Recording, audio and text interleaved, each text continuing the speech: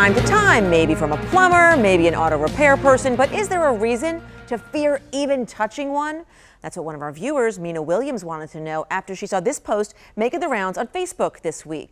So the post appears to be an email sent from the Louisville Metro Department of Corrections warning women, be wary of accepting cards from anyone when you're alone, due to an incident that happened when a female was allegedly drugged after she was handed a business card at a gas station.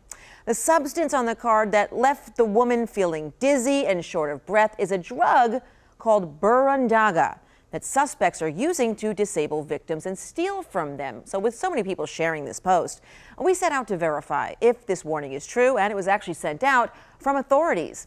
Louisville Metro Department of Corrections Assistant Director Steve Durham told our researchers, I cannot report on the origin of that email, but I can confirm that it is not an official statement and the email should not be relied upon for any purpose. We also reached out to the U.S. Drug Enforcement Administration, who confirmed that Burundanga, also known as scopolamine, is not a controlled substance. Therefore, it isn't regulated by the DEA and it's not a listed drug of concern here in the U.S.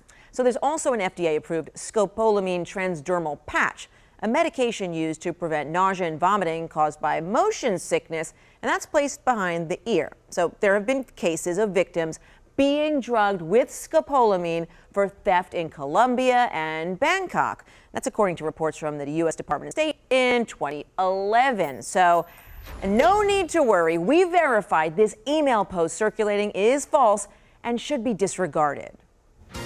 Our verified team is ready to go to work for you. If you've spotted something you think might be fake, let us know about it.